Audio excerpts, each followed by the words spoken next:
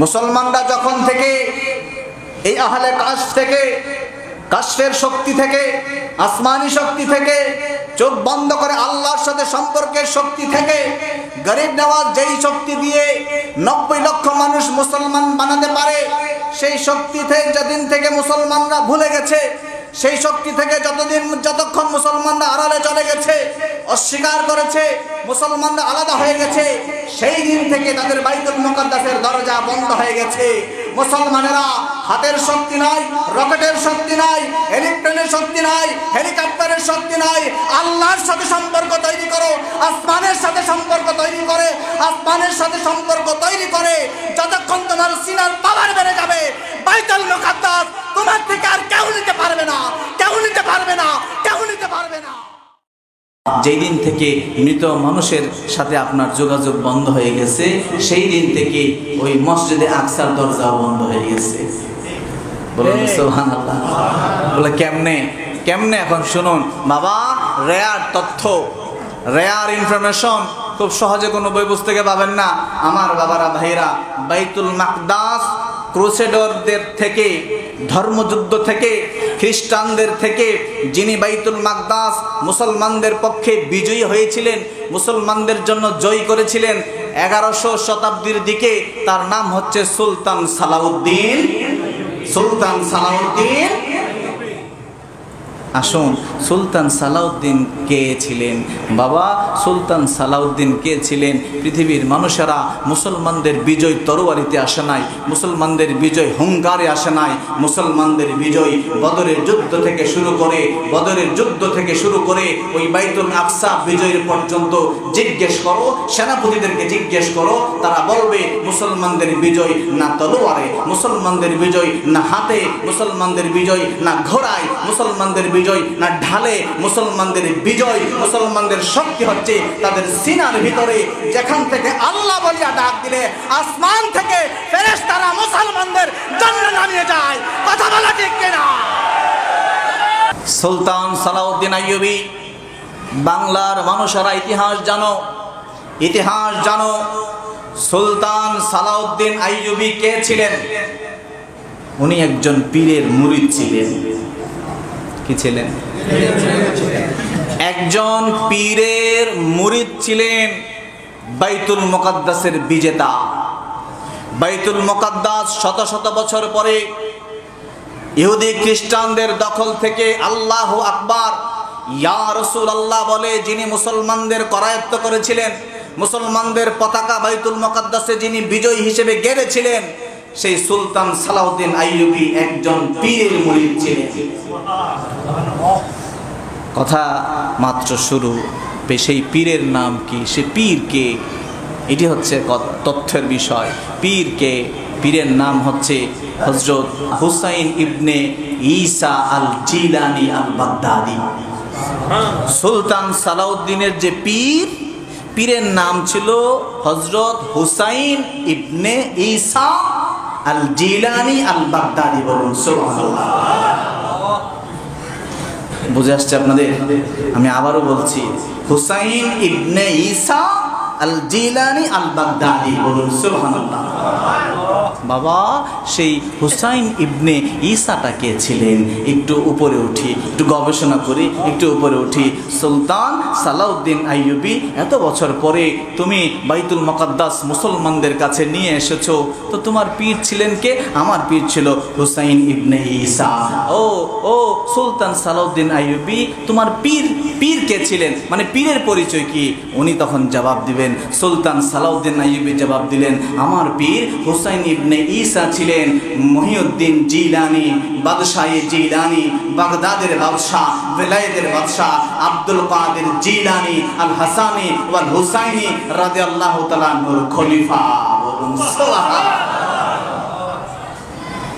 কি খলিফা? কার খলিফা? কার খলিফা? গাউসে পাকের। কার খলিফা? গাউসে পাক আব্দুল কাদের জিলানীর খলিফা। নাম হুসাইন ইবনে ঈসা। তিনি নিজে পীর ছিলেন, তার মুরিদ ছিল বাইতুল মুকাদ্দাসের বিজেতা সুলতান সালাউদ্দিন আইয়ুবীর পীর। শুধু তাই না, কথা এখানেই শেষ না। ওই হুসাইন ইবনে ঈসা আমার গাউসে পাকের শুধু মুরিদই ছিলেন না, শুধু খলিফাই ছিলেন না, ওনার মেয়ের, নিজের মেয়ের জামাতাও ছিলেন। বলুন সুবহানাল্লাহ। নিজের পরিবারের অংশ, নিজের পরিবারের অংশ, মেয়ের জামাতা হুসাইন ইবনে ঈসা। বাবা শুধু তাই নয়, তথ্য অনেক আসবে, দিতে গেলে সময় সংক্ষিপ্ত। শুধু তাই নয়, আমার গাউসে পাক আব্দুল কাদের জিলানী আল হাসানি ওয়াল হুসাইনি রাদিয়াল্লাহু তাআলা আনহু, উনি ইন্তেকালের আগে ওসিয়ত করে, কিছু কিছু ওসিয়ত করে গিয়েছিলেন। তার মধ্যে একটি ওসিয়ত ছিল যে আমাকে যারা ধৌত করাবা, তোমরা আমাকে যারা ধৌত করাবা, এই ধৌত করানোর মধ্যে আমার প্রিয় জামাতা, আমার প্রিয় খলিফা হুসাইন ইবনে ঈসাকেও ওই ধৌত করে লোকদের মধ্যে একজন রাখো। ফয়েজ কোন দিক থেকে আইছে? বাইতুল মুকাদ্দাসে, বুঝতেছেন? বাইতুল মুকাদ্দাস এমনি বিজয় হয় নাই, এরকম অনেক ঘটনা, অনেক লম্বা ইতিহাস। বাইতুল মুকাদ্দাসের বিজেতা উনি সুলতান সালাউদ্দিন আইয়ুবীর পীর, গাউসে পাকের মুরিদ, খলিফা, মেয়ের জামাই, এবং ওনাকে শেষ গোসলটি দিয়েছিলেন যারা, তাদের মধ্যে একজন। বলুন সুবহানাল্লাহ। সুলতান সালাউদ্দিন আইয়ুবী যখনই কোনো যুদ্ধের ময়দানে যেতেন, যুদ্ধের ময়দানে যাওয়ার আগে উনি ওনার পীরের কাছ থেকে আগে অনুমতি নিতেন। বলুন না সুবহানাল্লাহ। কে? সাধারণ কেউ? সুলতান সালাউদ্দিন আইয়ুবী, যিনি মুসলমানদের হয়ে বাইতুল মুকাদ্দাস বিজয়ী করেছিলেন। তিনবার ক্রুসেডারের পরে, তিনবার যুদ্ধে মুসলমানরা হেরে যাওয়ার পরে সর্বশেষ যার হাতে বাইতুল মুকাদ্দাস বিজয় হয়েছিল, সেই সুলতান সালাউদ্দিন আইয়ুবী যুদ্ধে যাওয়ার আগে আপন পীর হুসাইন ইবনে ঈসার কাছ থেকে দুয়া এবং ফয়েজ নিয়ে যেতেন। বলুন না সুবহানাল্লাহ। শুধু তাই না বাবা, আমি আরেকটা তথ্য দিচ্ছি আপনাদেরকে, শুধু আপনারাই শুনবেন শুধু তা না, যেহেতু রেকর্ড হচ্ছে সারা দেশে যাবে কথাগুলি। আমার বাবারা, ভাইরা, বাইতুল মুকাদ্দাস যখন আক্রমণ করে, বাইতুল মুকাদ্দাস যখন আক্রমণ করে, ওই যুদ্ধের মাঠে, যুদ্ধের সকালীন সময়ে মহিউদ্দিন সুলতান সালাউদ্দিন আইয়ুবী যুদ্ধকালীন সময়ে উনি কিছু রাখলেন সৈনিক, তার বিশাল সেনাবাহিনী।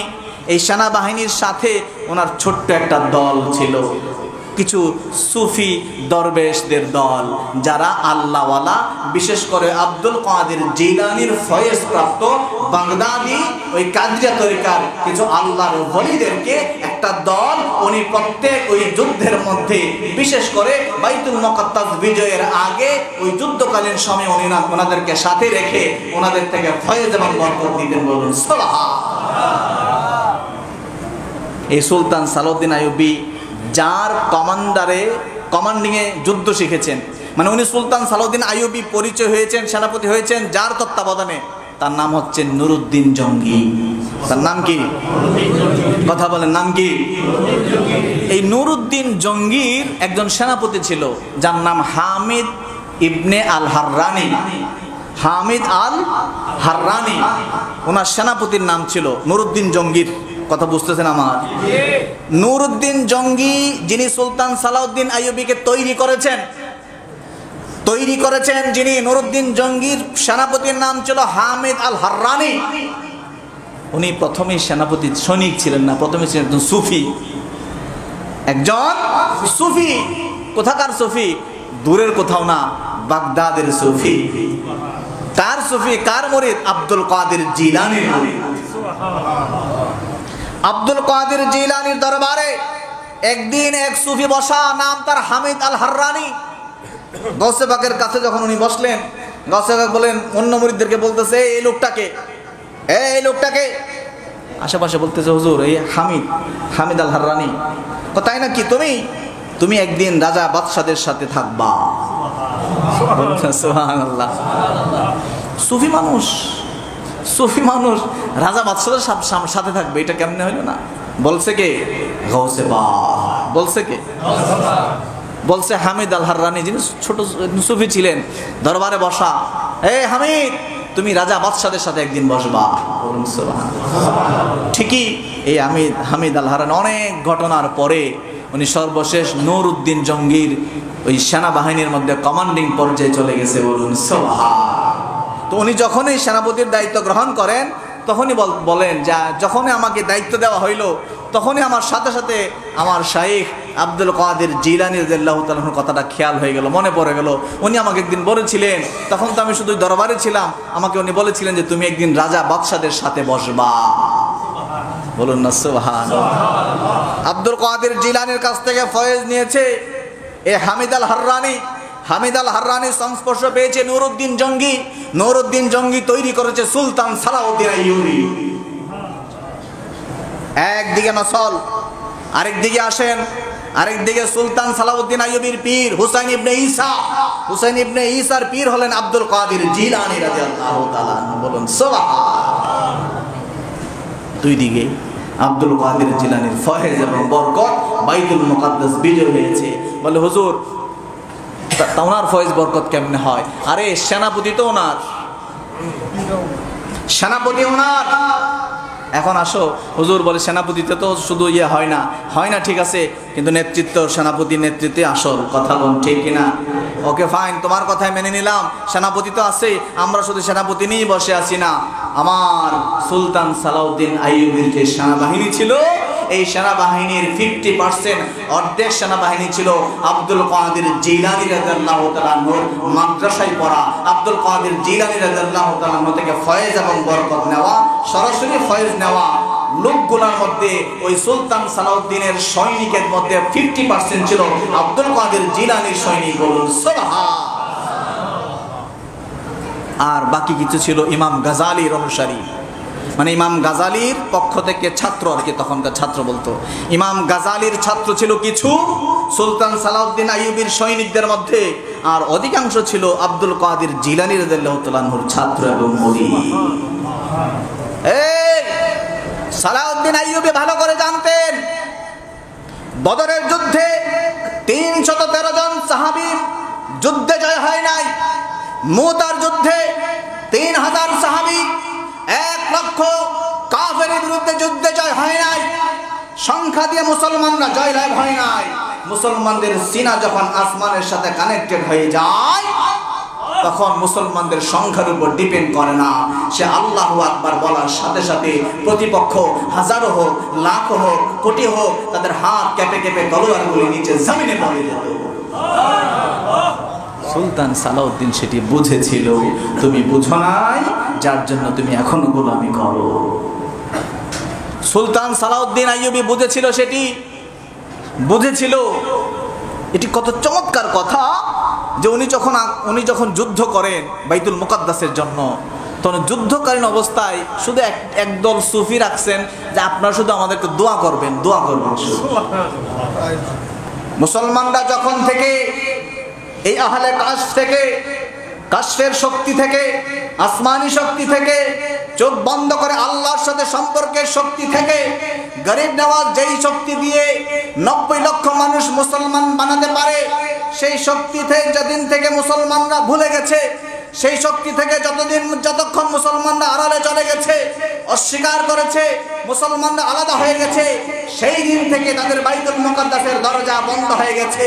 মুসলমানেরা হাতের শক্তি নাই, রকেটের শক্তি নাই, ইলেকট্রনের শক্তি নাই, হেলিকপ্টারের শক্তি নাই।